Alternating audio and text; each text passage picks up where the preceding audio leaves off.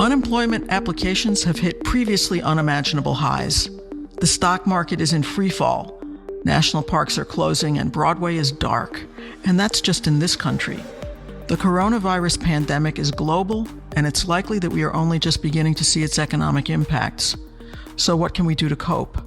Are there strategies to help us weather this economic uncertainty?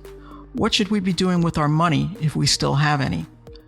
Welcome to Speaking of Psychology, the flagship podcast of the American Psychological Association that explores how the science of psychology affects everyday life. I'm your host, Kim Mills.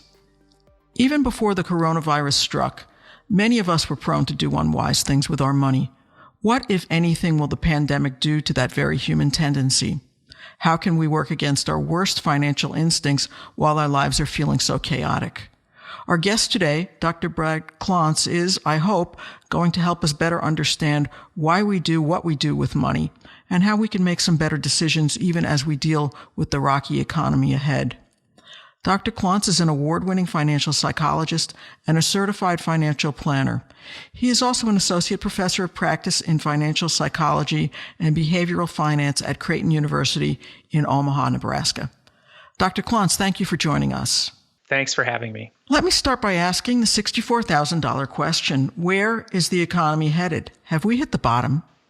Yes, that's a fabulous question. And the uncertainty around that and basically not knowing that answer is part of what is making this such a difficult experience for so many Americans. And we don't really know. That's just the bottom line. But what we do know is that we have economic downturns like this periodically. And so we've had probably one of the longest growth periods in our economy in our history leading into this crisis situation in terms of the economy. And so we knew a correction was coming. I mean, we knew this was going to happen. Actually, we thought it was going to happen much earlier. And what's interesting about these corrections is you have no idea what's going to spark it off. And obviously, this time it was the virus. And so we've been through these before. We will continue to go through these. But there's definitely a lot of uncertainty built into this experience, as there is every time an economic downturn occurs. Well, what kinds of emotions are people experiencing right now from the impact of the coronavirus? What are you hearing? Yeah, so, it's the combination. So one of the things that makes this unusual is the health concerns. So there's very real health concerns and concern about that. My health, my children's health, my family's health. So that's part of it. And I think that actually increases our level of anxiety. And then, of course, people are really concerned about, your investments, if you have a retirement savings, or if you're being directly impacted by the loss of a job. I mean, these have a profound impact on people. And so, we're not sure, again, if we're going to be back to work in a matter of months or if it could take longer. What about these emotional effects? I mean, how long should we expect them to last? We're going to have a kind of PTSD across the country and around the world? It's really interesting that you asked it in that way. Back in 2008, we did a study of financial planners during the last big recession. And yes, we actually looked at post-traumatic stress symptoms. And so, yes, there's absolutely going to be post-traumatic stress that lingers. There was a study done in Greece, too, that looked at post-traumatic stress within the entire country. Absolute impact that persisted for years. And if you think back to post-traumatic stress in previous generations in these types of events, I don't know about you, Kim, but my grandparents were a bit of hoarders, and they had gone through the Great Depression and they were significantly impacted by that. Like my grandfather lost all of his money when he went to the bank one day, and all of a sudden the money's not there. This led to a shift in beliefs, anxiety around money. And this is part of my story and learning my own psychology around money. But my grandfather had lost his money, never put a dollar in the bank the rest of his life. So he died in his 90s, never put a dollar in the bank the rest of his life. He was so traumatized by losing his money. So where was the money? Was it in his mattress? Exactly. It was in a lockbox in the attic, and his house kept getting broken into. Apparently the local criminals knew where it was. But yeah, so the lingering effect. And, my guess is we're going to have lingering effects associated with this. Now, I will say this, too, and the research around post-traumatic growth is very clear. There are all sorts of opportunities built into this, too.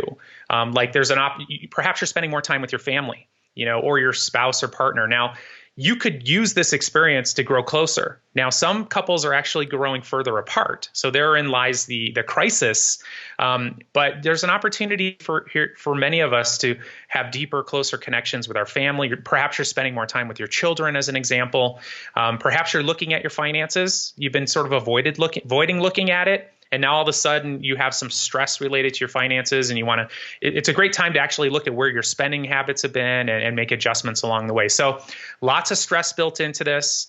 This is going to be over. It's going to be over soon. It could be a matter of months, or even let's say a year from now, the virus situation is over. So we're going to get beyond this. And so one of the things that I've been asking people to do that I work with is to picture themselves a year from now on the other side of this virus. And looking back to yourself right now, like how do you wish you had thought about this? What do you wish you had done? What sort of opportunities do you wish you have capitalized on this? And this isn't to diminish the stress. This is an incredibly stressful time for many, many people on a very real level, very real psychological level, financial level. So it's not to diminish that, but there are opportunities here. So you're sounding pretty optimistic, and I'm looking at the numbers. 66 million Americans just filed for unemployment. Many of these people are hourly or blue-collar workers. Their jobs may never come back. Well, I don't understand what's going to happen to this country, and maybe none of us can say right now, but what happens to the divide between the haves and the have-nots, and what are the psychological impacts as this divide widens, as it may well do? Well, absolutely. And, people who are economically disadvantaged going into this experience are actually going to have, I would imagine, much worse sort of an experience psychologically, financially. Absolutely. It is something that we're all going through together. So this is impacting people on the entire socioeconomic spectrum. So we're not alone in that sense. And the virus doesn't discriminate. So your job might be a little bit more secure if you perhaps have a white collar job or not. Who knows? We're not really sure what's happening. A lot of people are losing jobs and experiencing a financial crisis right now. It is, regardless of your opinions about how the government is approaching this, and those vary widely, and you're welcome to them. It does give us some comfort to see that our government is taking this serious and looking for ways to try to help people out with these unprecedented stimulus packages and trying to find ways to support the average American through this crisis. And I think that does give us some sense of security, in a sense that our government is looking out for us at some level. Given what the markets are doing right now, if people haven't done anything to shelter their money, is it too late or too precarious to move to cash right now, for example? Yeah, that's a great question. And moving to cash right now is historically the absolute worst possible thing you could do. So we are wired to actually do great to survive, a predator chasing us. It's that fight, flight, freeze response. It's all designed to protect us and save ourselves. So we have these, baked in instincts for survival. And when it comes to financial decisions, however, those instincts are absolutely the wrong thing to do at every possible level. And so the classic mistakes people make in investing is we get really excited when things are going really well. So picture 6 months ago, the stock market's at all-time highs. If you're sitting back watching that, you're thinking, oh no, I'm missing out on this. You feel a sense of anxiety, like people are making all this money, I'm not making anything. So we have a natural tendency to want to jump on board and buy when things are super expensive. And then when things drop and our stock loses 30% in value, we have that fear response going the other way. It's sort of like imagine a herd of wild horses on the plain, and something scary, and they all run in one direction and then they run back in another direction. This is what happens to human beings in terms of their finances. And so we're wired to do the absolute wrong things, which are buy high and sell low. And so that instinct to just understand this, don't trust your instincts around money. And if you sort of take that to heart, it can really help you out financially. So we should all be buying right now? Well, it depends, right? It sort of depends on what your portfolio looks like.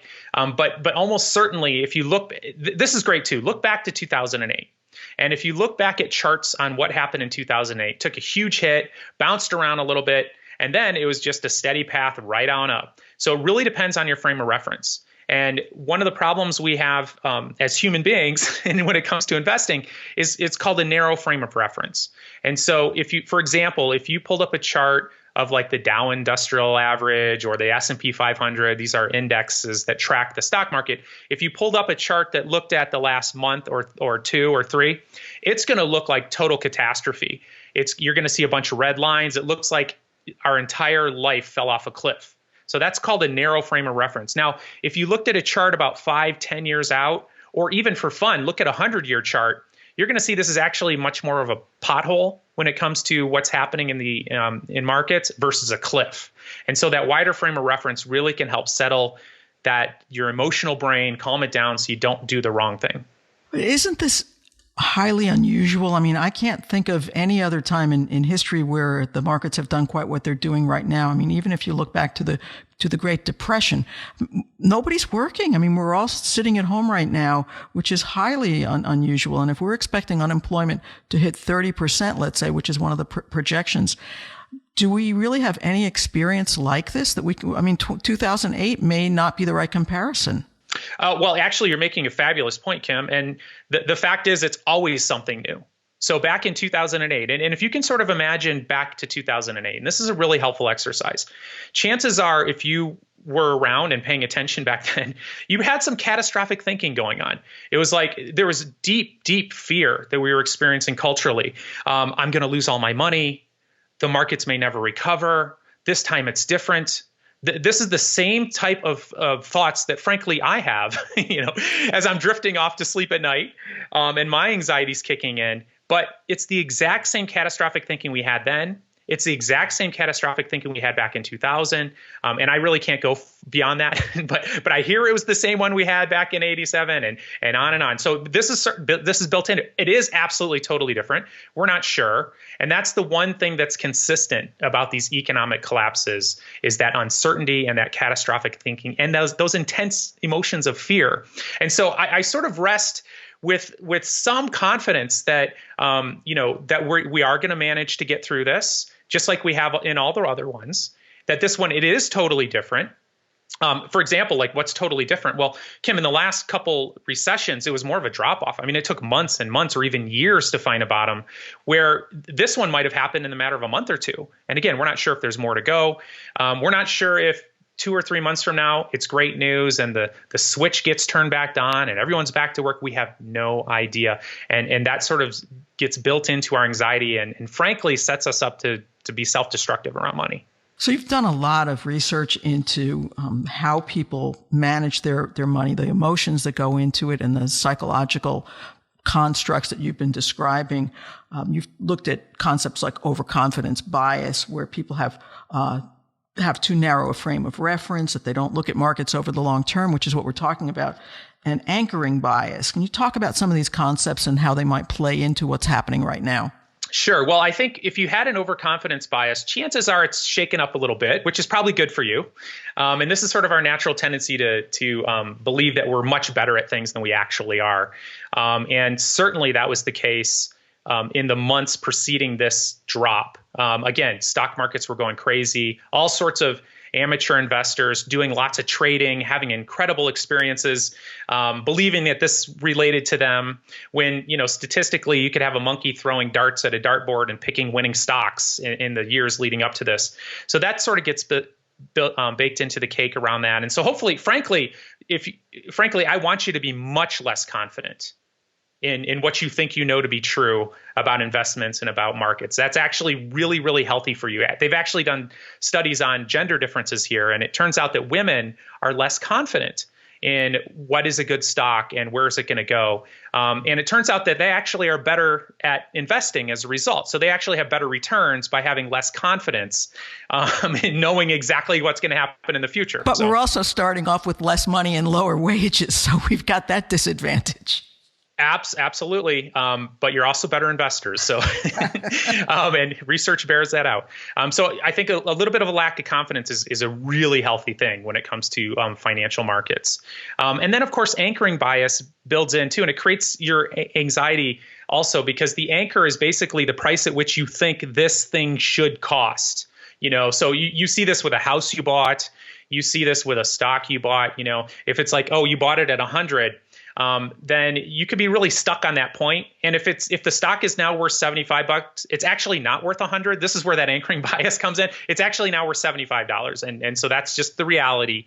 And so not being stuck on the past related to that is actually pretty healthy. And you'll notice a pattern here. Flexibility in thinking is really, really helpful when it comes to your relationship with money, because times do change, circumstances change. And when we're stuck on a rigid belief about how the world works, like, for example, my grandfather believing that you can't trust banks with your money. And I get why he got that belief. But when it's rigidly held, that's when it gets us into trouble. Are there exercises that people might be able to go through to help themselves get past some of these constructs, these mental constructs that are not helpful? Yeah, so I'll give you one that I have been using with clients, and frankly myself, that I used back in 2008 too, and it's really helpful. And it's called the worst case scenario. And so it's sort of an exposure technique. So if you went to see a psychologist because you had a fear of dogs, your sadistic psychologist would eventually want you to pet a dog. I mean, that would be built into the process. We would want to expose you to that fear. And yes, maybe you got bit by a really nasty dog. So we wouldn't get a nasty dog that we wanted you to pet, but we would want you to imagine petting the dog. We would want you to think about it because we'd want to cure this phobia you have. And so the worst case scenario exercise is sort of built into this too, because your brain is looking at what's happening in the economy as a life or death situation. Okay. It's sort of an on or off switch here in terms of our anxiety. It's like everything's fine or, oh no, I'm going to die. Those are the two. That's where our brain goes. And so chances are, if you live in the United States, now chances are that this financial situation is not life-threatening. Now, I say chances are because it could be for you, and so I don't want to diminish that. But for the majority of Americans, when you see unemployment coming in and some of these other supports, chances are it's not life-threatening for you. It's really important to know, though, that your financial stress could kill you. And there's been a lot of studies done on this that first of all, the American Psychological Association Stress in America survey consistently has shown since 2007 that money is one of the biggest sources of stress in the lives of Americans, around 3 out of 4. Right. And when times are great, right? This is a stressful thing. Financial stress can kill you. So the worst case scenario exercise is sort of built into helping you really look at, is this really a life-threatening situation? And so basically, it goes like this. So, let's say you're worried about losing your job. So if you lost your job, then what would happen? Well, then I wouldn't be able to pay my mortgage. Well, if you couldn't pay your mortgage, then what would happen? Well, I might lose my house. Okay, so let's say you lost your house. What would you do then? Well, then I'd have to go live with my parents or my sibling. Okay, so that would be pretty rough. What would that be like? So you see what I'm saying? You just kind of keep going down the path. And for many people, what you realize is incredibly uncomfortable, perhaps quite painful, a lot of stress involved, but it's probably not going to kill you. And as a matter of fact, you could probably picture yourself getting back on your feet, moving forward. And frankly, a lot of people back in 2008 had to do something like that. So they were hit really hard. They lost a house. They had to do that. And it took them a few years to recover. But anyway, useful exercise to sort of expose you to some of that thinking and those fears and really sort of evaluate your catastrophic thinking, whether or not it's true. A lot of us are defined by our jobs and also by the amount of money that we have or that we're earning. And this gives us a sense of identity, a feeling of security and purpose in life. So as people lose their jobs or lose their livelihood, what is going to happen to them psychologically? Yes. And so great question. Retirement sounds like a great idea, right? For many people who actually end up doing it, it can become a mental health crisis. And it's getting to some of what you're asking there. It's like, depending on the degree to which your self-esteem and your self-worth is built into your job or your role, for example, when that is gone, it creates a crisis for many people. Like, how do I get this need to feel productive, this need to feel like I'm doing something good in the world, that's my social needs met, my connection needs met.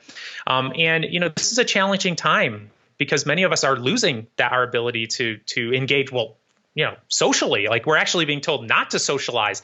And that's something that makes this crisis very different too, because typically psychologists would be telling you in moments like this, you need to get together with people you love. You need to spend time with people. Don't socially isolate. Literally, we tell people, don't socially isolate.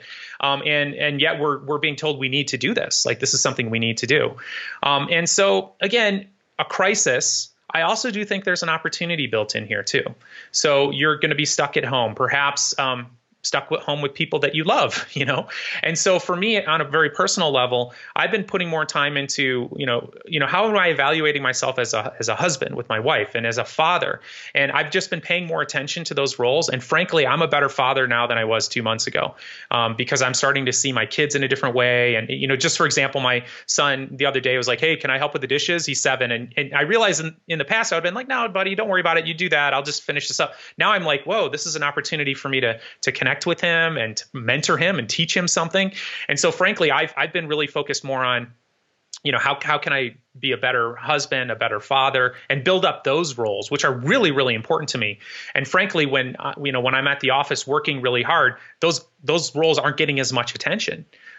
So there are opportunities built in here. So you sound, for the most part, pretty optimistic through it all. I guess you've got some good endorphins going up there in the brain that you're able to carry on and not focus on the negative. But I'm hearing that that's pretty much the bottom line of what it is that you are advising people right now, to look on the bright side, to hang on, and not to lose hope through all this. Is that an accurate summary? I would say so. But I'm also not trying to diminish the fear and the anxiety. And I've actually spoken about my own fear and anxiety, and it's going to emerge and it's going to happen. It's absolutely going to happen.